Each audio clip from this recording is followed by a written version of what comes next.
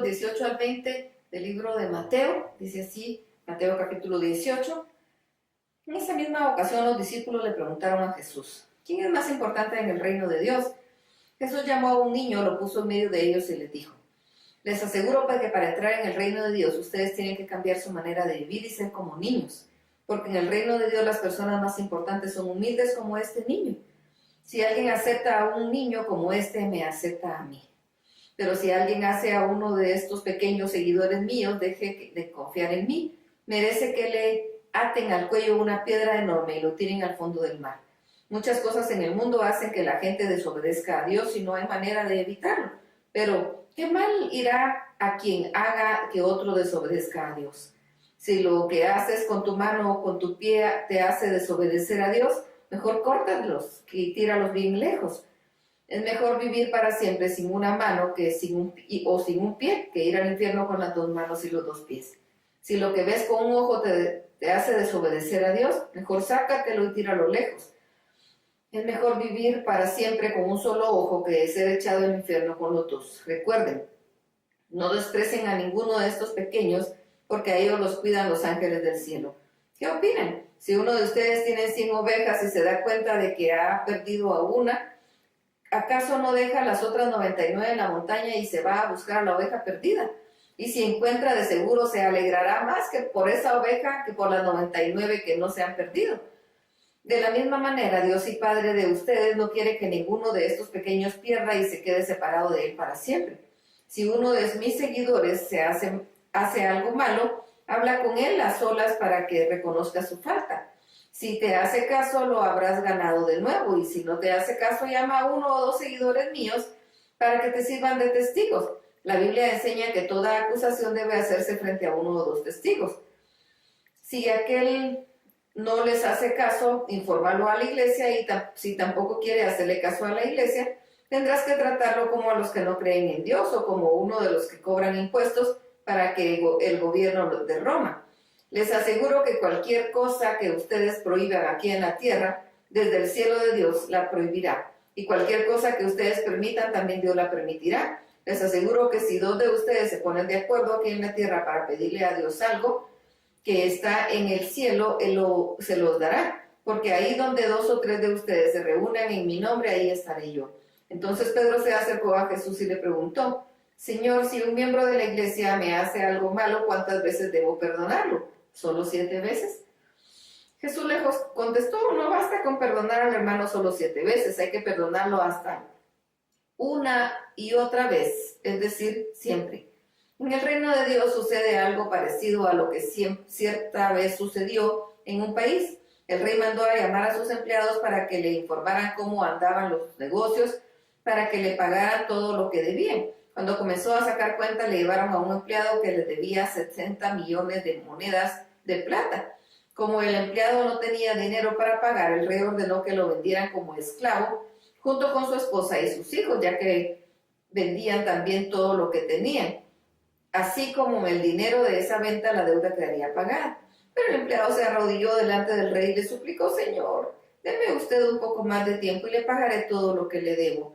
El rey sintió compasión de su empleado y le dijo: vete tranquilo, te perdono todo lo que debes. Al salir del palacio del rey, ese empleado se encontró a un compañero suyo que le debía 100 monedas de plata. Lo agarró del cuello y le dijo: págame ahora mismo lo que me debes. El compañero se arrodilló delante de él y le suplicó: dame un poco más de tiempo y te lo pagaré todo. Pero aquel empleado no quiso darle tiempo y mandó que metieran a su compañero en la cárcel hasta que pagara el dinero que le debía. Y los otros compañeros, al ver lo que había pasado, se molestaron mucho y fueron a contárselo al rey. Entonces el rey mandó a llamar a aquel empleado y le dijo: qué malvado eres, te perdoné todo lo que me debías porque me lo suplicaste. ¿Por qué no tuviste compasión con tu compañero, así como yo la tuve de ti? El rey se puso furioso y ordenó que castigaran a ese empleado hasta que pagara todo lo que debía. Jesús terminó diciendo: lo mismo hará Dios mi Padre con cada uno de ustedes si no perdonan sinceramente a su hermano. Mateo capítulo 19. Cuando Jesús terminó de enseñar, salió de la región de Galilea y se fue a la región de Judea, al este del río Jordán. Mucha gente lo siguió y ahí sanó a todos los que estaban enfermos. Algunos de los fariseos llegaron para tenderle una trampa, entonces le preguntaron: ¿puede un hombre divorciarse de su esposa por cualquier razón? Jesús le respondió, ¿no recuerdan lo que dice la Biblia? En ella está escrito que desde el principio Dios hizo un hombre y a la mujer para que vivieran juntos. Por eso Dios dijo, el hombre tiene que dejar a su padre y a su madre para casarse y vivir con su esposa. Los dos vivirán como si fueran una sola persona. De esa manera, los que se casan ya no viven como dos personas separadas, sino como si fueran una sola. Por tanto, si Dios ha unido a un hombre y a una mujer, nadie debe separarlos. Los fariseos le preguntaron, entonces, ¿por qué Moisés nos dejó una ley que dice que el hombre puede separarse de su esposa dándole un certificado de divorcio? Jesús les dijo, Moisés les permitió divorciarse porque ustedes son muy tercos y no quieren obedecer a Dios. Pero Dios desde un principio nunca ha querido que el hombre se separe de su esposa. Yo les digo, si su esposa no ha cometido ningún pecado sexual, ustedes no deben divorciarse de ella ni casarse con otra mujer, porque si lo hacen serán castigados por ser infieles en el matrimonio. Los discípulos le dijeron a Jesús, si esto pasa entre el esposo y la esposa, lo mejor sería no casarse. Jesús le contestó, esta enseñanza solo la entienden las personas que quieren, a quienes Dios les da como regalo el no casarse. Es cierto que algunos no pueden casarse porque desde antes de nacer tienen algo que lo impide. Otros no pueden casarse porque alguien les ha dañado el cuerpo. Como también hay personas que no se casan para dedicarse a trabajar solamente en el reino de Dios. Por eso esta enseñanza es solo a quienes decidan vivir así. Algunas madres llevaron a sus niños para que Jesús pusiera las manos sobre ellos y orara. Pero los discípulos las regañaron. Entonces Jesús les dijo a sus discípulos, dejen que los niños se acerquen a mí, no se los impidan, porque el reino de Dios es de los que son como ellos. Jesús puso su mano sobre la cabeza de cada uno de los niños y luego se fue de aquel lugar. Un joven vino a ver a Jesús y le preguntó, Maestro, ¿qué cosa buena debo hacer para tener vida eterna? Jesús le contestó, ¿por qué me preguntas qué cosa es buena? Solo Dios es bueno. Si quieres vivir en verdad, de verdad obedece los mandamientos. El joven preguntó, ¿cuáles mandamientos? Jesús le dijo, no mates, no seas infiel en tu matrimonio, no robes, no mientas para hacer daño a otra persona, obedece a cuida a tu padre y a tu madre, ama a los demás, tanto como te amas a ti mismo. Entonces el joven dijo, todos sus mandamientos los he obedecido, ¿qué más debo hacer? Y Jesús le dijo, si quieres ser perfecto, vende todo lo que tienes y repártelo entre los pobres. Así Dios te dará un gran premio en el cielo.